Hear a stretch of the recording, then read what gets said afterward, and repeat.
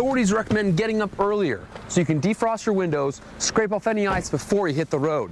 I've had my car running for about 10 minutes now, and it's just now clear enough to drive safely on the road. Where 11 News reporter Ryan Turner is live this noon. Ryan, why is it so important that people show up to vote today? Mallory, today's elections will determine a new city councilman and whether Propositions 1 and 4 are voted in. I'm here with Utah County Clerk Brian Thompson. Brian, the polls seem empty. Is this what it looks like countywide? Yes, it does. Unfortunately, we just don't have as much participation in these municipal elections. Do you anticipate that the polls will get busier later in the day as people get off work? Yeah, usually our two biggest times are first thing in the morning and then after 5 o'clock as people get off work. But during the mid part of the day, there's really not much activity. And I heard Provo City had early voting. Is that affecting the polls at all? No, people that...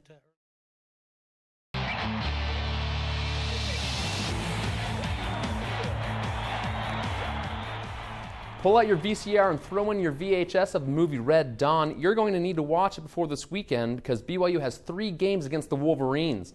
Both our men and women's basketball teams will have their season openers against UVU, and our women's soccer team will face them in the first round of the NCAA tournament.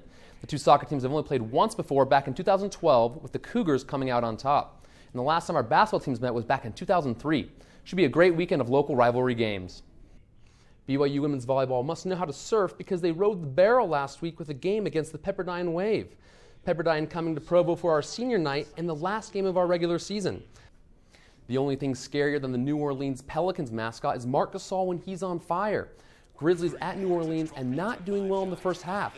Pelicans' Anthony Davis slamming it down, but Memphis determined to come back and take the lead. Matt Barnes finding Marc Gasol in the paint for an easy layup. Somebody get Gasol some Skittles, because here he is with a rainbow fadeaway. Gasol with 38 points this game.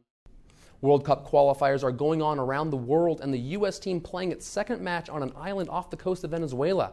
That's right, the Trinidad and Tobago Soca Warriors hosting the U.S. team. The Warriors coming off a huge upset win against Guatemala last Friday, but it's a tough match. Closest U.S. goal by Giazi Zardes with a header from the center of the box that hits the bar. It's a close one, but the U.S. can't score on the Warriors. It's a stalemate. Game ends up 0-0. Amity Island may have been terrorized by a shark in the movie Jaws, but it seemed the other way around last night. The New York Islanders were pounding on the San Jose Sharks. Just 36 seconds into the game, the Islanders all over the goal. John Tavares picking up the rebound and snapping it in. That's 1-0.